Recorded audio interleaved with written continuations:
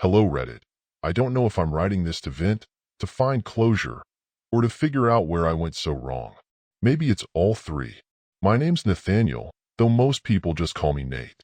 I'm 37, and until last night, I thought I had a good grasp of my life. I thought I had a stable marriage, a future that was on track, and a wife I could trust. Turns out, I was just fooling myself. Her name is Evelyn. We've been married for 10 years. 10 years of what I thought was love, partnership, and loyalty. I gave her everything I could, my time, my energy, my trust. I worked long hours at the auto repair shop to make sure we had enough to cover the bills, her little hobbies, and the occasional getaway to keep things fresh. But as I write this, I can't help but feel like all of that was just a waste. Last night was the tipping point. Evelyn had been acting distant for weeks. She'd laugh less, spend more time staring at her phone, and make up excuses to leave the house for errands that seemed to take hours. I tried to brush it off as her needing some space, or maybe just going through a rough patch. But deep down, my gut told me something was wrong. I got home earlier than usual last night. I wanted to surprise her with her favorite takeout, a little olive branch since we've been arguing more lately. The house was unusually quiet. Normally, she'd have the TV on, or there'd be music playing while she cooked or did some crafting. But there was none of that. Just silence. I walked into the kitchen, and there she was, standing by the counter, holding her phone like it was glued to her hand. Her face was pale, and her eyes widened when she saw me. "Nate, you're home early," she stammered, quickly shoving her phone into her pocket like she was hiding something. "Yeah," I said, setting the food on the counter. "Thought I'd surprise you." She didn't even look at the bag. Usually, she'd be all over it, joking about how predictable I was for picking her favorite. But this time, she just stood there, fidgeting with her hands. "What's wrong?" I asked, trying to keep my voice steady. "Nothing. I just wasn't expecting you yet," she replied, her eyes darting everywhere except at me. That's when I saw it, the faint smear of lipstick on her collar, a shade she never wore for me. My heart sank. "Evelyn, what's going on?" I asked, my voice firmer this time. She hesitated, then gave me a forced smile. "Nothing's going on. You're being paranoid." Paranoid. That word hit me like a slap in the face. I'd been nothing but patient, giving her the benefit of the doubt time and time again. But this wasn't paranoia. This was instinct screaming at me. I didn't push her then. Instead, I watched her carefully for the rest of the evening. Every time her phone buzzed, she'd jump like she'd been caught stealing. Every glance she threw my way was filled with something between guilt and defiance. Later that night, when she thought I was asleep, I heard her sneak out of bed. I stayed quiet, listening to her footsteps as they crept downstairs. My heart raced as I heard her muffled voice. She was on the phone. I couldn't make out all the words, but I caught enough. "No, he doesn't know. I'll see you tomorrow. I miss you too." That was it. That was the moment I felt the floor drop out from under me. My wife, the woman I'd built my life around, was talking to someone else like I didn't even exist. When she came back to bed, I didn't say a word.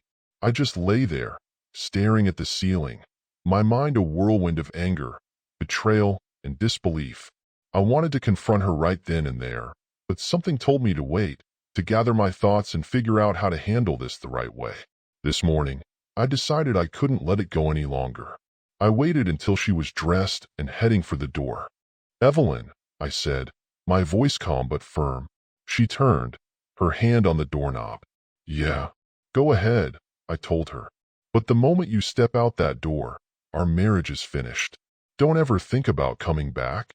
Her eyes widened, and for a split second, I saw fear flash across her face. Then, just as quickly, it was replaced by something colder. "You're being ridiculous," she said, rolling her eyes. "I'm going to work." I didn't respond. I just watched as she opened the door and walked out, slamming it behind her. Now I'm sitting here, staring at the clock, wondering if she's going to come back and try to explain, or if she's gone for good. Either way, I'm not sure it matters anymore. After Evelyn walked out the door, the silence in the house was deafening. I sat there for what felt like hours, replaying the moment over and over in my head. Her face, her tone, the way she didn't even try to deny it. That cold look she gave me before leaving. It was like she'd already decided I didn't matter anymore. I couldn't just sit there. My mind was racing with questions, doubts, and anger. I needed answers, and I wasn't going to wait around for her to feed me some half-hearted excuse. So, I decided to dig. First, I grabbed her laptop. It was always lying around in the living room, and Evelyn wasn't exactly a tech wizard. She probably didn't even think to password protect anything. Sure enough, I got in easily. At first glance, nothing seemed off. Just emails, shopping tabs, and Pinterest boards full of DIY projects she never actually finished. But then I noticed a folder buried deep in her documents, labeled Work Files. My gut told me to click on it. What I found made my stomach churn. Screenshots of text messages, photos of receipts for expensive dinners I never attended, and pictures of her with another man. Smiling, laughing, holding hands. The timestamps on the photos told me this had been going on for months, maybe longer. My hands were shaking as I scrolled through everything. There was even a hotel booking confirmation from last weekend, the same weekend she told me she had a work retreat. I couldn't believe it. She hadn't just been lying to me. She'd been living a double life right under my nose. And the worst part? The guy she was with wasn't some random fling. His name was all over the texts and photos, Julian. Julian was a guy from her yoga class. I'd met him once at some community event she dragged me to last year. He'd shaken my hand, looked me in the eye, and made small talk like he wasn't screwing my wife behind my back. I wanted to throw the laptop across the room, but instead, I forced myself to stay calm. If this was going to end, it was going to end on my terms. I took pictures of everything with my phone, every screenshot, every text, every photo. I wasn't sure what I'd do with them yet, but I knew I needed to protect myself. Next, I checked her phone. She left it charging on the kitchen counter, like she always did. She must have thought I wouldn't dare look through it, but at this point, all bets were off. Sure enough, her messages with Julian were there, plain as day. There were texts about how much she couldn't wait to see him again, how exciting it was sneaking around, and how I was too clueless to ever figure it out. That one hit hard. Clueless. That's what she thought of me. I'd been working my ass off to give her a good life, sacrificing time, energy, and peace of mind, and she thought I was clueless? But the messages weren't just about them. There were conversations with her friends, too, ones I'd never seen before. They were encouraging her, egging her on, telling her how brave she was for finally living her truth. One of them even joked that she should leave me for Julian because he looks like he'd be better in bed.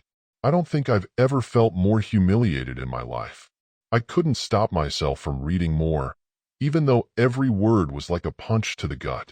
Then I found the last straw, a message she sent to Julian just hours before I confronted her at the door.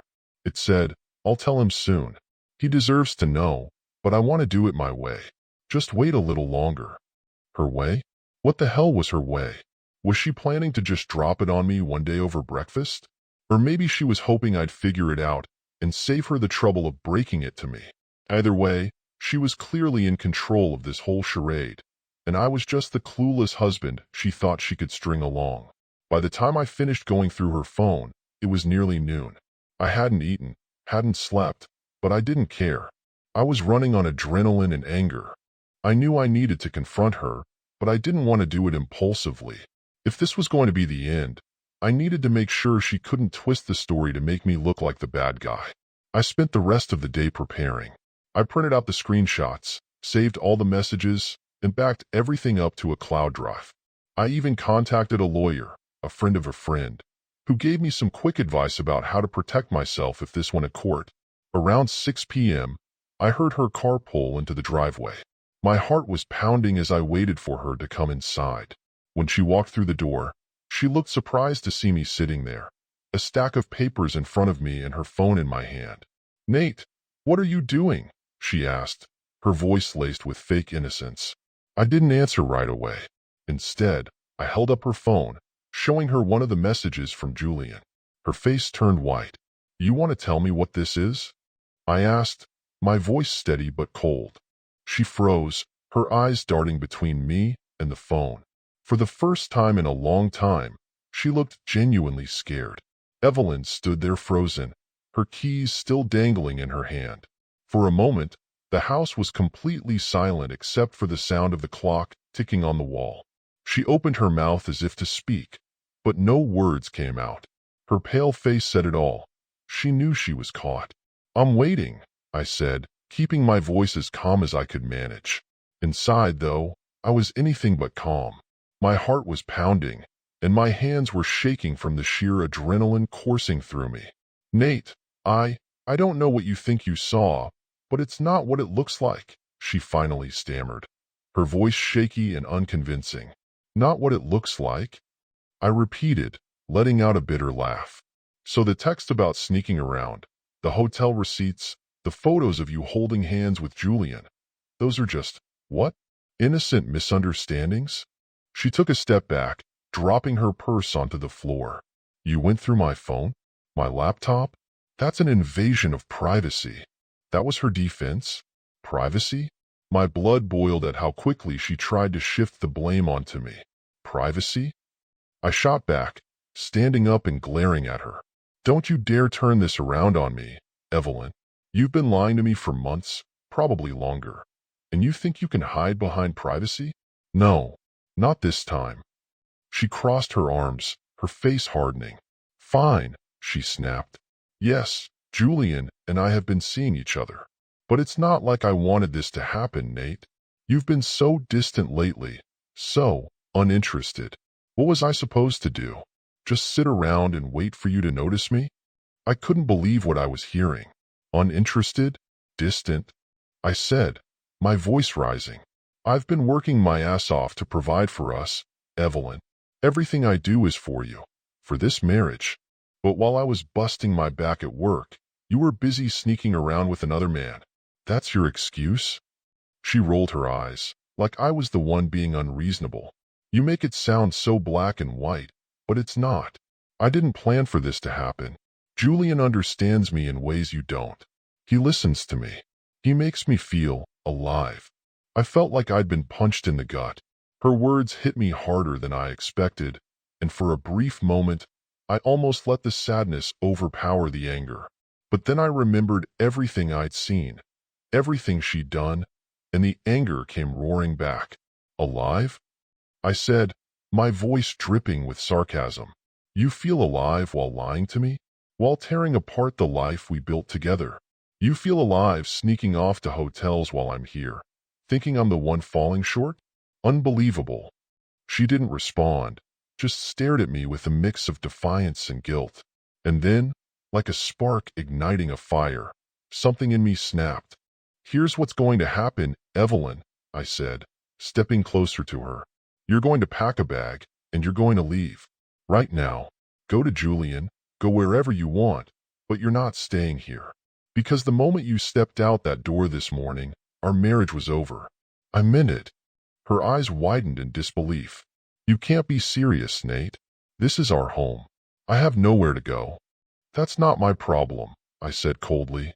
"You made your choice. Now live with it." She stared at me for a long moment, as if trying to decide whether to fight back or give in. Finally, she let out a frustrated sigh and stormed upstairs. I heard her throwing things into a bag, slamming drawers and muttering under her breath. Part of me expected her to come back down and beg for forgiveness, to cry and plead for another chance. But she didn't. When she came back downstairs, she was carrying a duffel bag. Her face was a mix of anger and sadness, but she didn't say a word. She just walked to the door, paused for a second, and then turned to look at me. "You'll regret this, Nate," she said, her voice low and venomous. "You'll see." I didn't flinch. "Goodbye, Evelyn." And with that, she walked out the door, slamming it behind her. For a moment, I just stood there, staring at the spot where she'd been.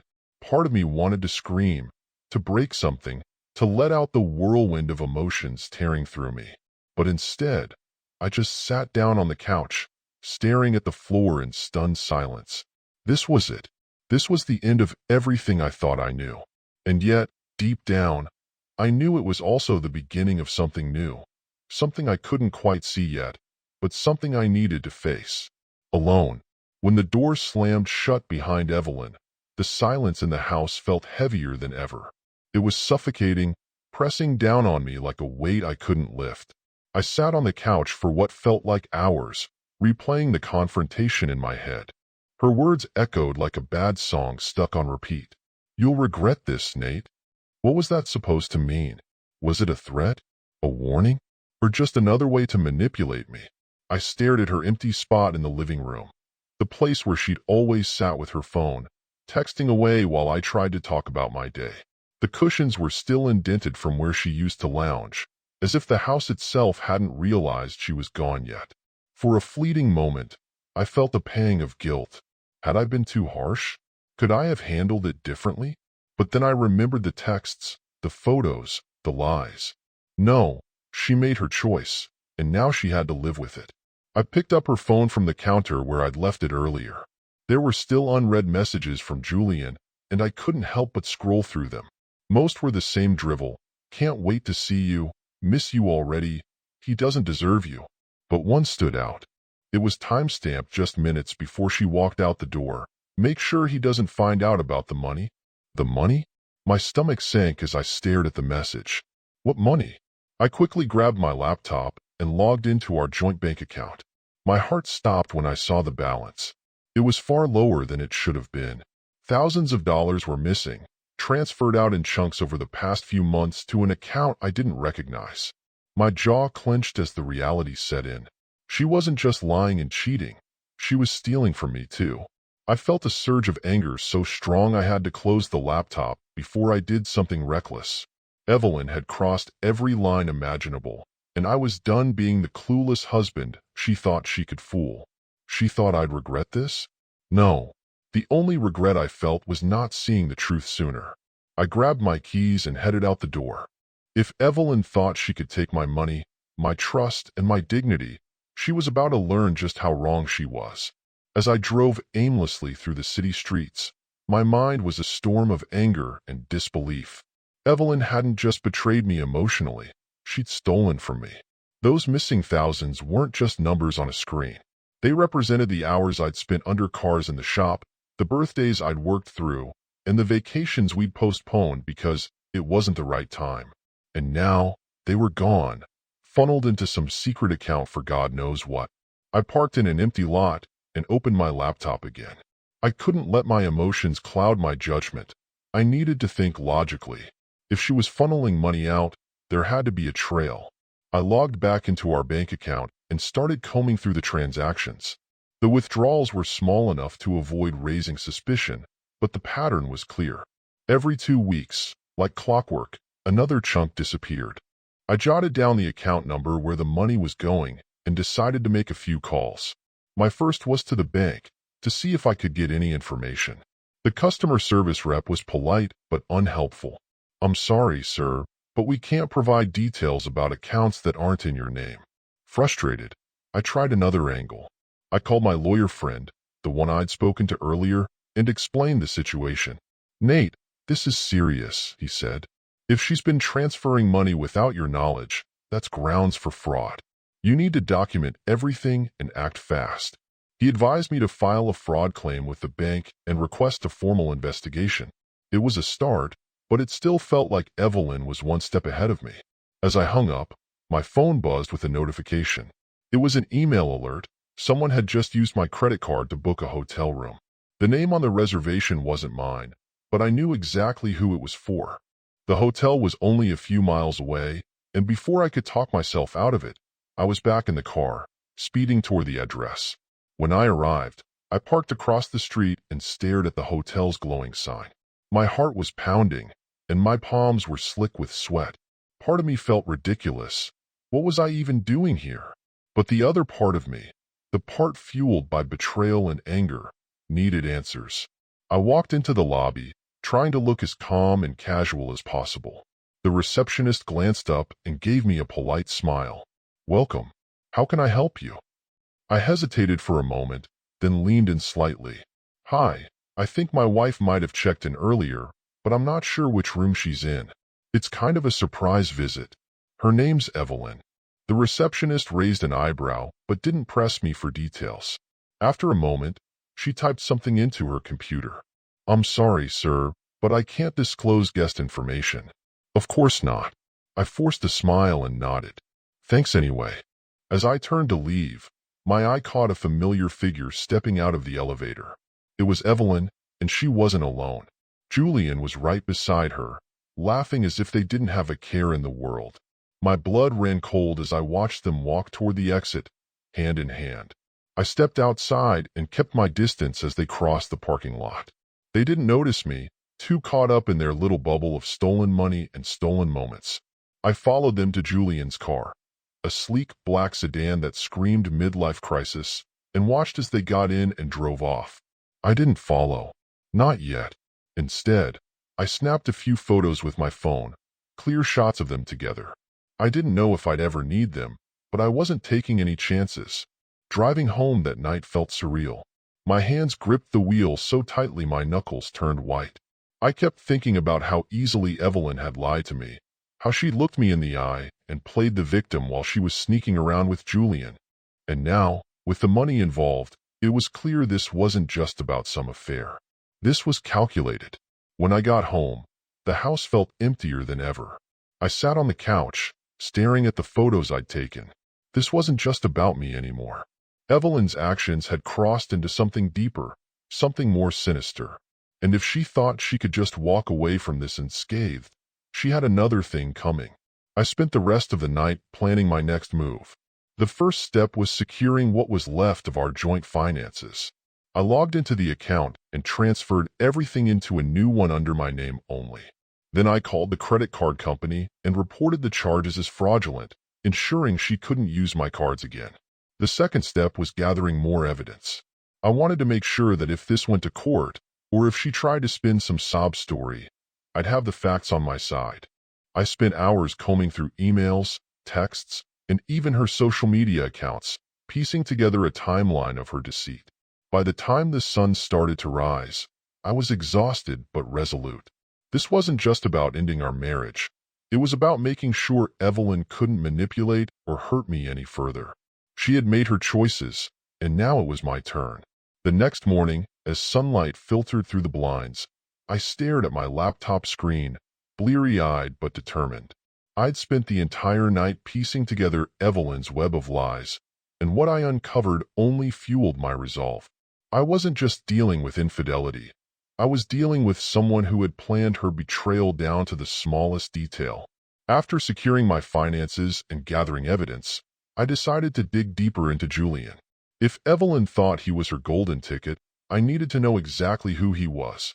A quick search of his name brought up his LinkedIn profile, a glossy, self-important page boasting about his career as a wellness coach and entrepreneur. The man didn't even have a real job, just a string of vague consulting gigs and motivational speaking events.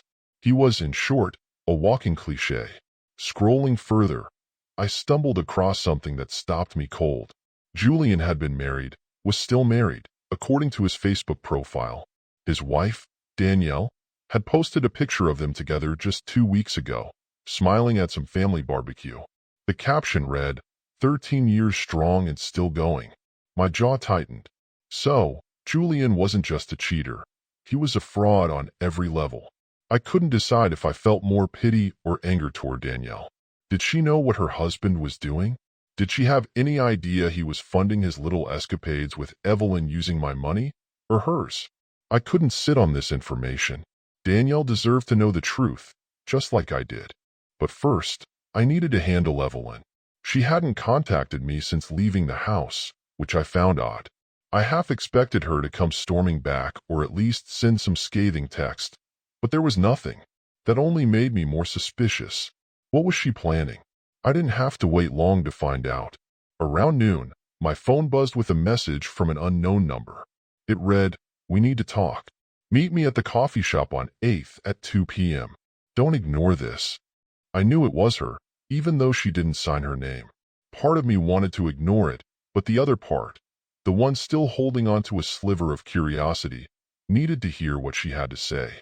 If nothing else, It was another chance to confront her face to face and maybe, just maybe, get some closure. At 1:45, I parked across the street from the coffee shop. I spotted her sitting at a corner table, fidgeting with her phone.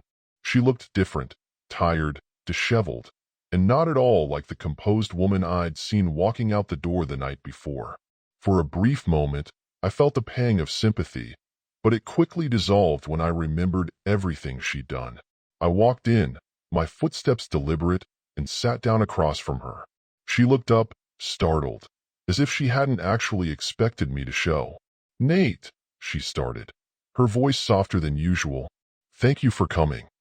"Get to the point," I said, folding my arms. "What do you want?" She sighed, looking down at her hands. "I made a mistake," she said quietly. "I let things get out of control. Julian he was a distraction. But it's over now. I realized I want to fix things with you." I couldn't believe the audacity. "A distraction?" I repeated, my voice laced with disbelief. "You lied to me, cheated on me, stole from me, and now you're calling him a distraction? Are you serious?" She flinched but didn't back down. "I was lost, Nate. I felt invisible in our marriage. I know I screwed up, but I want to make it right. I'm willing to go to counseling, to do whatever it takes." I laughed bitterly. "You think counseling is going to fix this? Evelyn, this isn't some minor issue we can talk through. You didn't just hurt me. You destroyed everything we built. And you think saying sorry is enough?" Tears welled up in her eyes, but I wasn't moved. She'd weaponized her emotions too many times for me to trust them now. "Look," she said, her voice trembling, "I know you're angry, and you have every right to be. But think about what we've been through together. Doesn't that mean anything to you?" "It did," I said coldly. "But you threw it all away the moment you decided Julian was worth more than your husband. And let's not forget the money. Are you going to tell me where it went, or are we done here?" Her face went pale. "The money," she stammered. "It wasn't what you think. Julian needed help. He had debts, and I thought I was doing the right thing." "Debts?" I scoffed. "You drained our account to pay off some loser's debts? Unbelievable." She opened her mouth to respond, but I cut her off. "Save it, Evelyn. I've heard enough. You made your bed. Now lie in it." I stood up and walked out without another word, leaving her sitting there, tears streaming down her face. I didn't care anymore. She'd made her choices, and now it was time for me to make mine. But as I drove home, something gnawed at me. Evelyn's reaction had been genuine, or at least it seemed that way. And if Julian had debts, that opened up a whole new set of questions. What kind of trouble was he in? And how deep had Evelyn gotten herself into his mess? As much as I wanted to wash my hands of the whole thing, I couldn't shake the feeling that this wasn't over, not by a long shot. When I got home, I couldn't shake the feeling that Evelyn's story about Julian's debts was more than just an excuse. It wasn't like her to throw money away without a reason, no matter how misguided that reason might be. As much as I wanted to shut the door on this nightmare, the pieces didn't quite add up, and my curiosity got the better of me. I decided to dig deeper into Julian. If Evelyn had tied herself to him financially, I needed to understand what I was dealing with. I started with a public records search. It didn't take long to uncover a trail of lawsuits, failed business ventures, and unpaid loans. Julian wasn't just broke. He was drowning. His so-called entrepreneurship was nothing more than a front for a string of scams, and he had left a lot of angry people in his wake. But the most alarming discovery came when I stumbled across a police report from 2 years ago. Julian had been arrested for fraud, using fake investment opportunities to con people out of their money. He'd served a short stint in jail but was released on probation. As I read through the details, my stomach turned. This wasn't just about Evelyn cheating or stealing money. She'd gotten involved with a man who had a history of destroying lives. I sat back in my chair, the weight of it all sinking in. If Evelyn had drained our savings to bail Julian out of his financial mess, there was no telling how far she'd gone, or how much danger she was in. And if she'd been complicit in any of his schemes, she might be in deeper trouble than she realized. My phone buzzed, pulling me out of my thoughts. It was a text from an unknown number again. "We need to talk." It's urgent. Please. I stared at the screen, debating whether to respond. Part of me didn't want anything more to do with Evelyn or Julian, but another part of me, the part that still cared, despite everything, needed to know what was going on. Against my better judgment, I replied, "Fine. Where?" Her response came almost immediately. The park near the library. 7 p.m. At exactly 7 p.m., I arrived at the park. The sun was setting, casting long shadows across the benches and pathways. I spotted Evelyn sitting alone on a bench, her head down, clutching her phone like it was a lifeline. She looked up as I approached, and for the first time, she didn't seem defiant or angry. She looked broken. "Nate," she said softly as I sat down next to her. "Thank you for coming." "Get to the point," I said, keeping my tone cold. "What's so urgent?" She took a deep breath, her hands trembling. "You were right. About everything. About Julian. About the money. I messed up, Nate. I messed up so bad." I waited, letting her unravel the story herself. "Julian's not who I thought he was," she admitted, her voice shaking. "When we first started seeing each other, he told me he was in trouble, financial trouble. He said his business partners betrayed him, that he just needed some help to get back on his feet. I believed him. I thought I was helping someone who cared about me, but," her voice cracked, and she wiped her eyes. "But it was all lies. He wasn't in debt because of his business. He was in debt because of gambling. He owed money to people, dangerous people, and when he couldn't pay, they came after him. That's why he needed the money." I clenched my fists, my anger bubbling to the surface. "So you gave him our money to bail him out of a gambling problem?" She nodded, her face pale. "I didn't know how bad it was until it was too late. He kept asking for more, and I didn't know what to do. I was scared, Nate." "Scared of what?" I demanded. "Of them," she whispered, her voice barely audible. "The people he owes money to. They started threatening him, and me. I didn't think they'd go through with it, but last night—" She trailed off, her eyes filling with tears. "Last night what?" I pressed. "They showed up at the hotel," she said, her voice trembling. "They cornered us in the parking lot and demanded the money. Julian didn't have enough to pay them, and they hurt him, Nate. They said if he didn't pay by the end of the week, they'd come after me next." I stared at her, my mind racing. This wasn't just a messy affair anymore. This was something far darker. Evelyn had tangled herself up in a world of lies, theft, and now violence, and by extension, she dragged me into it too. "Why are you telling me this?" I asked, my voice cold. "You expect me to fix this for you? To swoop in and save you after everything you've done?" Her face crumpled, and she shook her head. "No, I don't expect anything. I didn't know who else to turn to. I don't know what to do." I stood up, unable to sit there any longer. "You made your choices, Evelyn, and now you're facing the consequences. I can't save you from this." She looked up at me, desperation in her eyes. "Please, Nate. I know I don't deserve your help, but I'm begging you. I don't want to end up like Julian." Her words hung in the air as I turned and walked away, my heart heavy with anger, betrayal, and something I didn't want to admit, pity. This wasn't over, not by a long shot.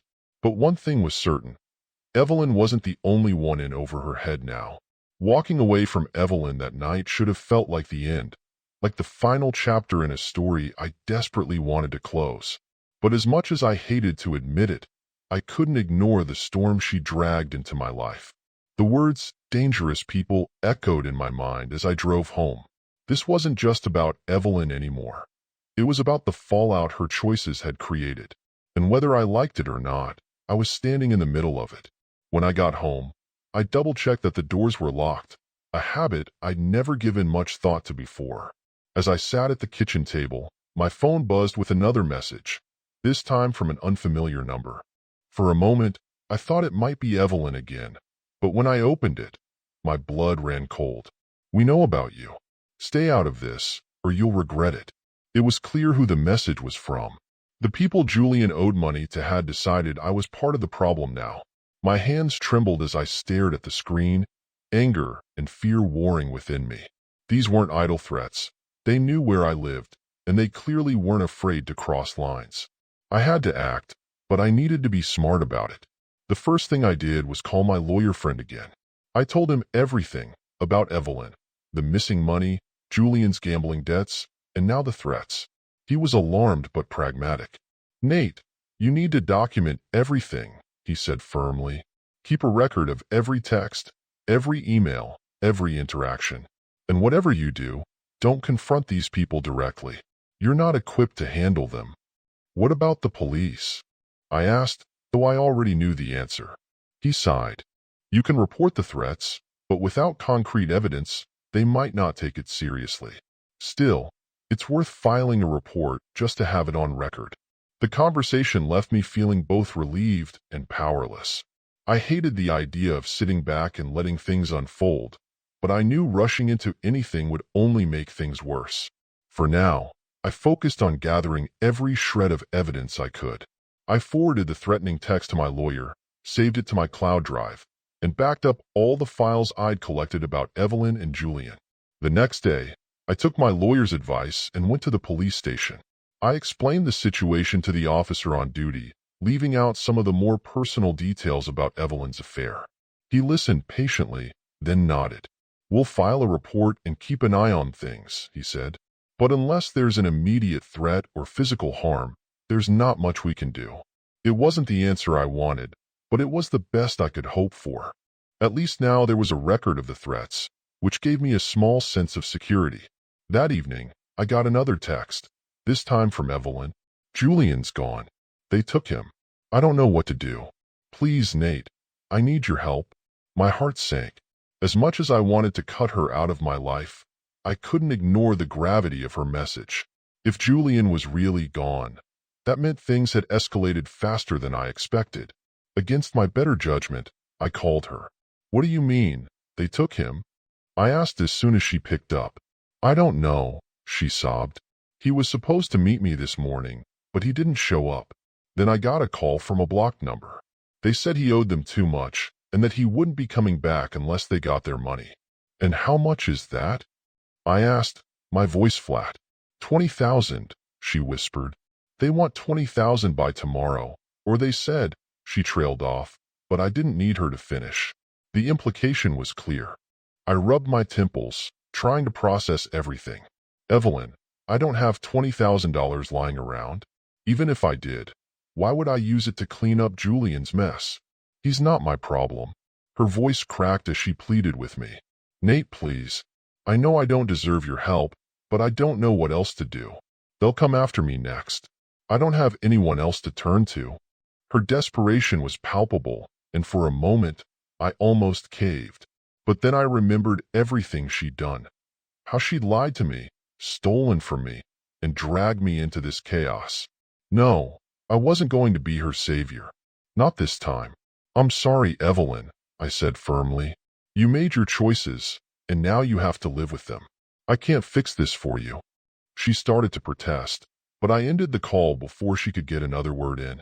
My hands were shaking as I set the phone down, a mix of anger, guilt, and frustration bubbling inside me. I hated what this situation had turned me into, cold, distant, and unwilling to help someone I once loved. But I couldn't let her drag me down any further. That night, I barely slept. Every noise outside made me jump, and I couldn't shake the feeling that this was far from over. When my phone buzzed at 3 a.m., I almost didn't look at it. But when I did, my stomach dropped. It was another text from the same unknown number. "Time's up. We're coming." The text on my phone screen burned into my mind. "Time's up. We're coming." For the first time since this mess started, real fear gripped me. This wasn't just about Evelyn's betrayal anymore. These people were dangerous, and they weren't bluffing. But fear had its place, and right now, I needed a clear head. I had no intention of sitting around and waiting for them to come to me. I grabbed my laptop and checked the security cameras I'd installed months ago around my house. At first, everything seemed quiet, but then I spotted them. A black SUV parked a few houses down. 2 men inside. No headlights, no movement. They were watching. I took a deep breath. I wasn't built for this kind of thing. I wasn't some action hero, but I wasn't stupid either. I wasn't going to let them corner me.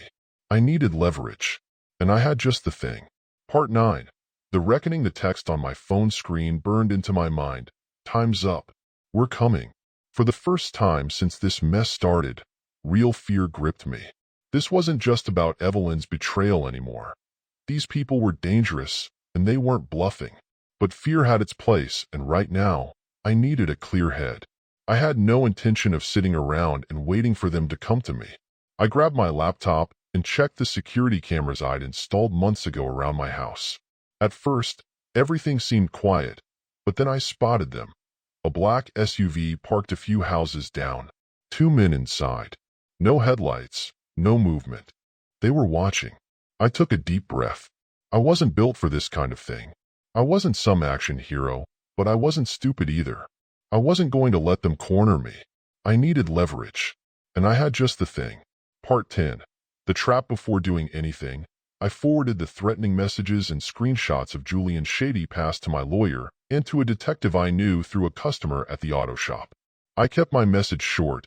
If anything happens to me, this is who's responsible.